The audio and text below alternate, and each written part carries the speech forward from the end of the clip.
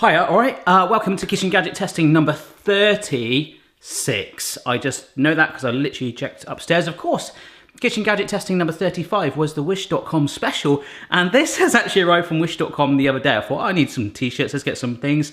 This cost me nothing other than a £200 delivery charge, but the quality is not too bad. It's kind of, well, it's cotton, it's not polyester, it's all good. It's good for sort of running around the house and putting videos on the internet that the whole world could potentially see. I did also order this for Bartians for Stuart and I to wear, but I was a bit disappointed. So this was gonna be like a suit t-shirt, but I don't know if you can see, it's really shimmery. It's like the material of a football kit. Very like polyestery and sweaty. I haven't tried it. Shall I try it on? Yes, I will. Haven't actually. Oh, look at this. Oh, yeah, oh my God. I feel the gut. Oh. No, it's a bit cold in here. I feel like rip off Men in Black or something. Okay, yeah, that would do. So as always, remember before commenting down below, some of these gadgets can help people with disabilities, and indeed they do. I get lovely messages from time to time. It really warms my heart, so thank you so much. But of course there are some novelty ones. I never look at these gadgets in thorough detail before opening the box. Sometimes I do make some errors and will repeat them, and you guys love telling me that, but let's go, let's do this. Okay, so this gadget I am super excited about, but sort of scared at the same time. It's this thing.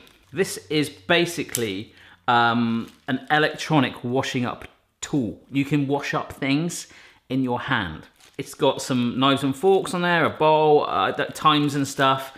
I don't know how it works. I've just seen a very quick video of it online, and then I've got these instructions which are literally in Japanese.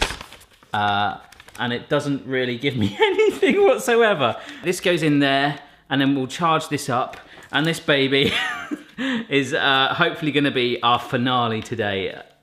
I don't know.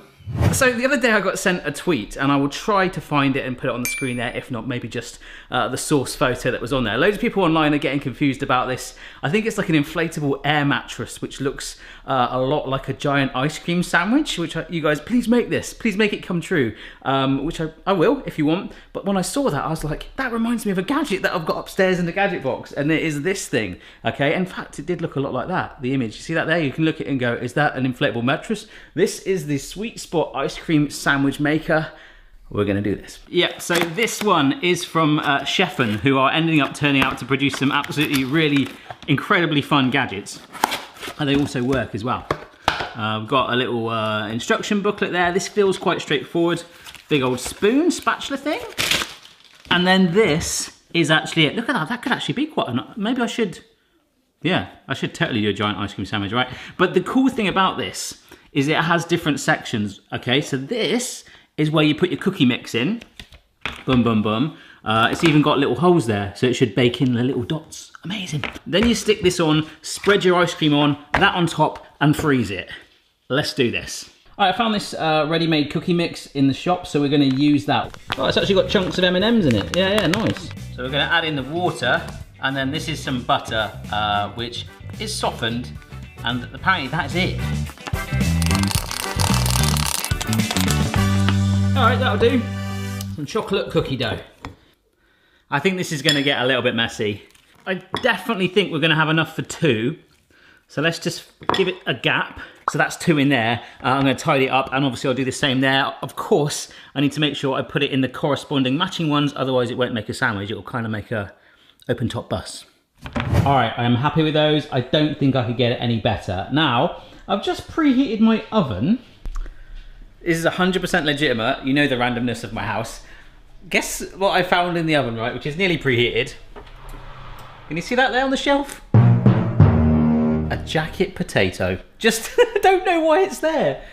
Well, there we go. The mystery of the jacket potato.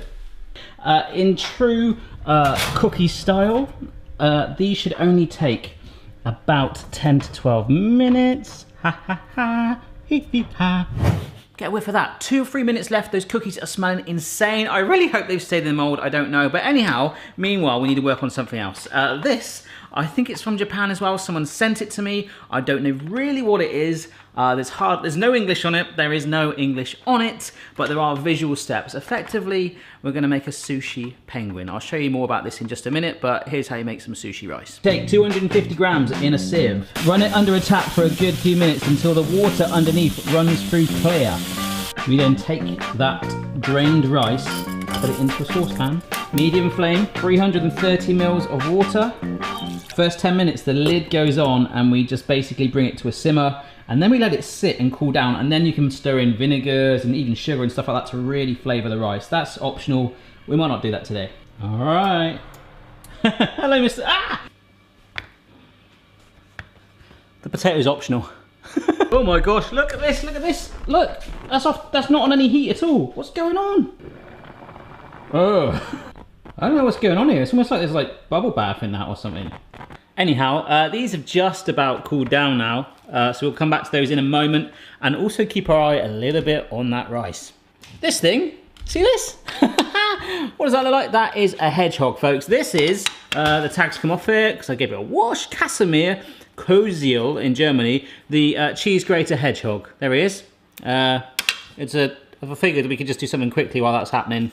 Oh, I thought his paws. Do hedgehogs have paws or feet?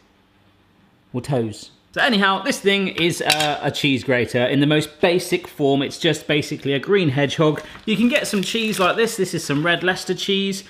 Which way do they run? Just the one way? Yeah, so you can sort of put your hand on the hedgehog's head and bring the cheese towards the... Ah, the hedgehog doesn't have a tail. That's a shame, isn't it? Like this. Beautiful.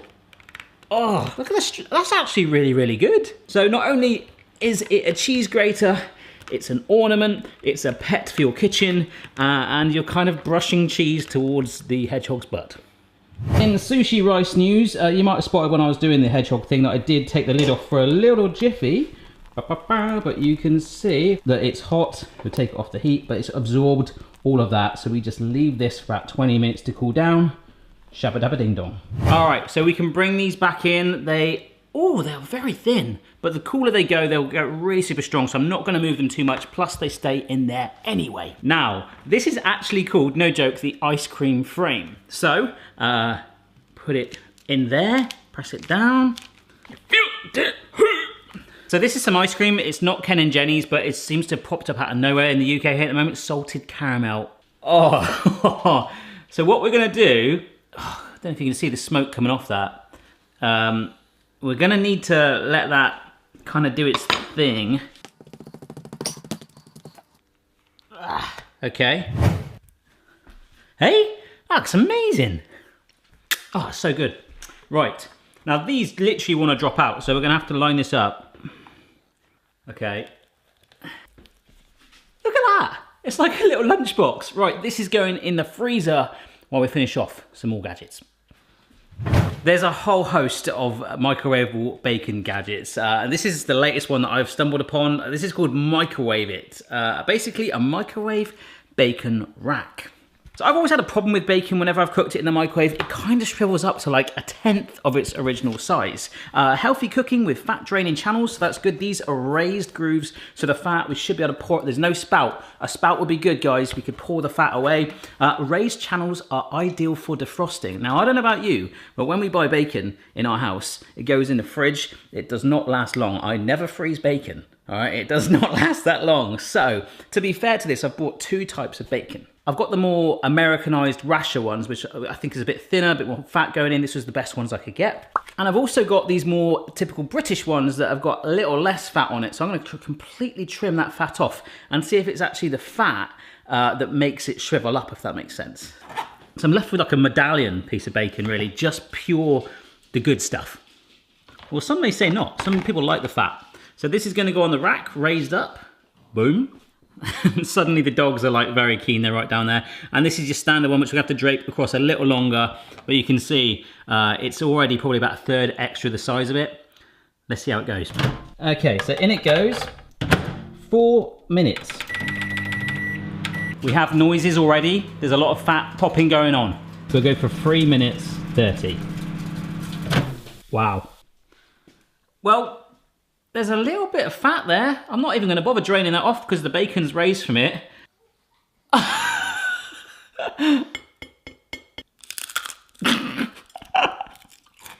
It's like a crisp.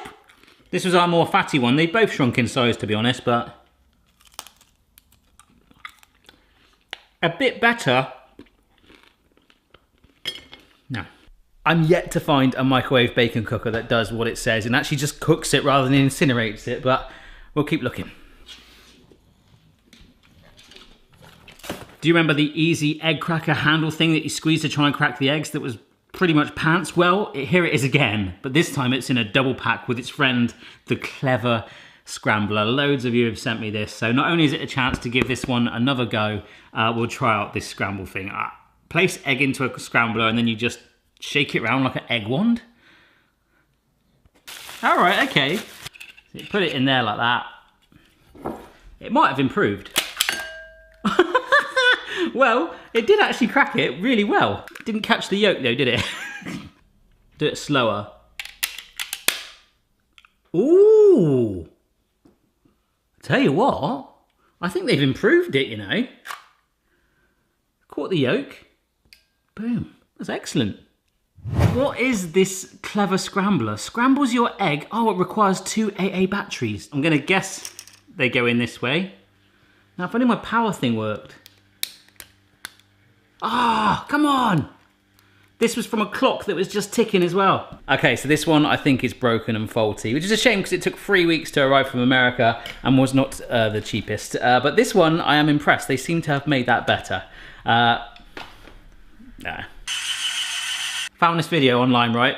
Because it's in Japan, that's the only one that I've found a decent one of someone using it. There's no instructions. I've just taken this off of our charge. It is dead as a dodo. I'm gonna keep it on charge like for the rest of the day. If it suddenly gets some juice, I'll add this on as a bonus scene at the end. If not, we'll see it on the next one. But as you can see, you put the stuff in like this. It's supposed to take plates, but then if it's a mug, it will clamp it down like that.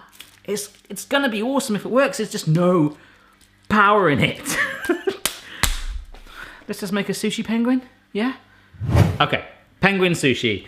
You've got all these tools and things. I don't even know what that is. It's like a little silicone mat or something like that. But we basically have this scoop, okay? And with the scoop, it's shaped like a penguin. So we can scoop up our rice, which is now very nice and cool. So it should be able to like hold it, be nice and clammy, like sushi rice is, and effectively decorate using some nori sheets, so sheets of seaweed, with this stamp. We can actually decorate the penguin and give it features, like black features on the white. So it should look like that, okay? Penguin shovel goes in. I've got some wet fingers, which really helps with the sushi rice. Let's get our hands dirty. Let's get this in. Okay, and if we make that wet, press it down. Oh, come on now. This could be brilliant. This could be gold. Pop that out. Is that too much though? Yeah, let's squeeze it out a bit. Come on, squeeze out the love, baby. Oh, okay, that's good, that's good. We're halfway there. This is it, this is the moment. No. Ah. Oh my gosh. We've done it. Okay. It's a bit lopsided, but we can shape it again. Let's tidy up. Okay, so these bits here are serrated, and we use this, it's like sticky rice everywhere. We use this as our mat to like use these bits to press in. Oh, did you hear that? Okay, we can pull this away. Okay, it's not done all of it. Can you see it's got those little dots there? That's his stomach, I think. Or something. And then we've got another one here.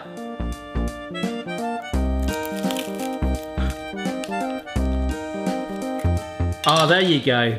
So you get the idea. Okay, so once they're both stamped, you end up with these two pieces like that. It took a little while, but I've got them out.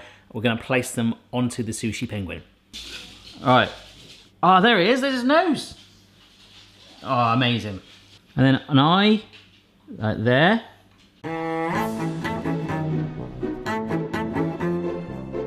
I would normally be happy with that, but there's a bit more. There we go. You're kind of like a knight.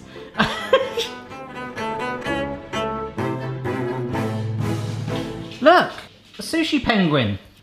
Oh wow, that's cool. Is that cool? That is very cool. So this thing, that green thing, what? You found the jacket potato I left in the oven last night. Oh, was it you? I thought it might have been Phoebe. All right, I've got one last thing to show you. Mrs. B is trying to... It's like a lobster. We will make that work, whether it's this one or another one.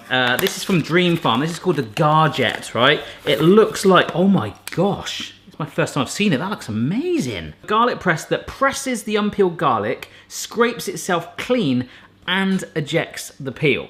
Now that is good. And there's this eject button. If this eject button is as good as I think it's gonna be.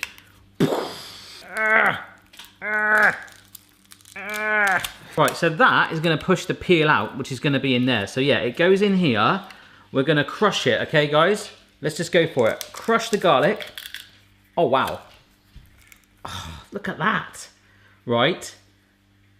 So that's done. The peel is in there. The peel is there. Oh, smells a bit garlicky. We've then got this.